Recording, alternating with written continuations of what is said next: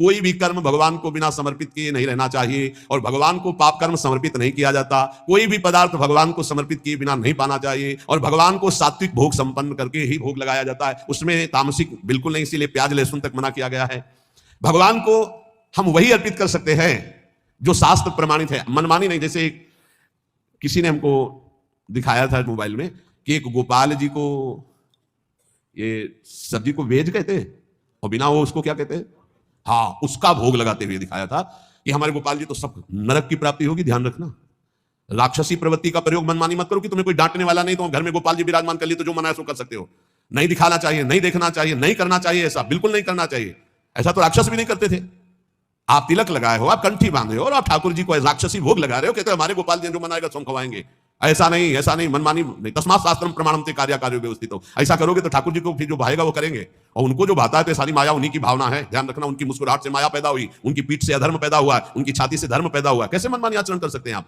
आप ठाकुर जी को वही कर्म अर्पित कर सकते हैं जो शास्त्र सम्मत है, आप वही भोग लगा सकते हैं जो संत सम्मत है। ऐसे नहीं मनमानी, आपकी मनमानी आचरण नहीं। गोपाल जी भी वही करते हैं जो बोलते हैं, गोपाल जी भी संतों की बात की रक्षा करते हैं। ऐसा नहीं कि मनमानी तुम करो सबकी अवहेलना करके। तुम्हारे घर में तुम जाओ और श्री विग्रह खरीद लो और मनमानी व्यवहार करो, तो आप क्या समझते हो भगवत पार्षद आपको दंड दे देंगे। समय आने पर देख लेना, फिर ना तुम्हें गोपाल जी दिखाई देंगे और ना कोई भगवान की कृपा दिखाई देगी। मनमानी आचरण नहीं।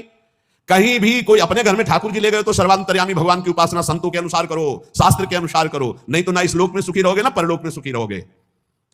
एवं बहुविधा यज्ञा वितता ब्राह्मणों मुखे, जो शास्त्र में वर्णन किया गया वैसे किया जाता है, मनमानी आचरण नहीं किया जाते। हमें बहुत दुख हुआ जो उन्होंने दिखाया कि वो तिलक भी लगा था और कहते कि हमारे घर में ठाकुर जी, हमारे ठाकुर जी, भाई हम तो जैसा चाहेंगे वैसा पाएंगे, हम अपने बेटे को जैसे पवा सकते हैं।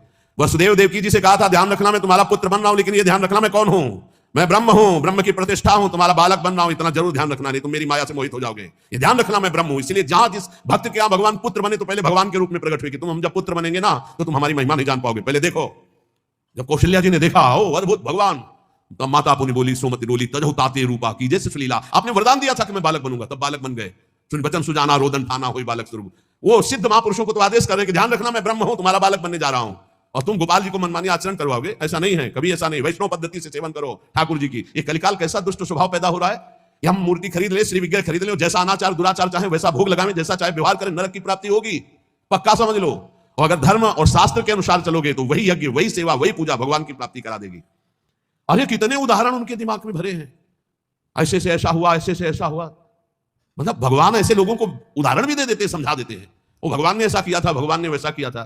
भगवान ने किया था, एक कोयला मुंह में जला के जबान में रखो, फिर बोल के दिखाओ। भगवान ने आग पी थी, तुम पियोगे आग? पूरा दावानल पी गए थे, भगवान ने गिरिराज जी उठाए, भगवान ने जो किया तुम कुछ कर सकते हो क्या?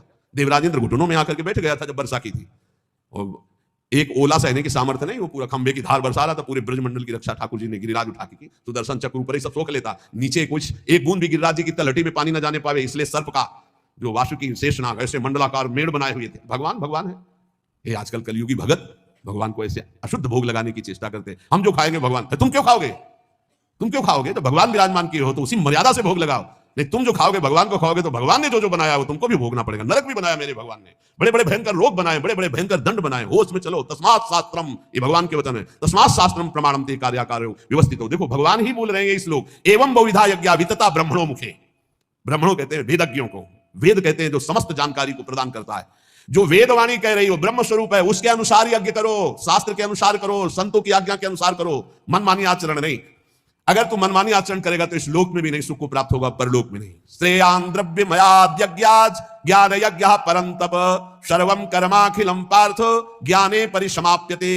हे अर्जुन, रुपये की यज्ञ से ज्ञान यज्ञ श्रेष्ठ है। संपूर्ण कर्मों में, पदार्थों में, तत्व ज्ञान में सब कुछ समाप्त हो जाता है। सबसे श्रेष्ठ है ये ज्ञान यज्ञ। मैं कौन हूं, मेरा क्या कर्तव्य है, मैं क्यों जन्म लिया हूं, इसी की जानकारी करने के लिए रोज सत्संग हो रहा है। हम भगवान के हैं, हमारा लक्ष्य भगवत प्राप्ति, या हम भगवत स्वरूप है, हमारा लक्ष्य भगवत स्वरूप में स्थित हो जाना। शेष चर्चा आगे। बस इतनी प्रार्थना है कि कोई भी मनमानी आचरण मत करो। आप स्वतंत्र नहीं हो, आप दो जगह से परतंत्र हो। यदि शास्त्र आज्ञा और संत आज्ञा की परतंत्रता स्वीकार करोगे तो माया मुक्त हो जाओगे। यदि मनमानी आचरण करोगे तो माया तुम्हें परतंत्र बना के रौंद देगी। इसलिए शास्त्र के अनुसार भोग लगाओ, शास्त्र के अनुसार पाओ, शास्त्र के अनुसार जियो, शास्त्र के अनुसार कर्तव्य करो।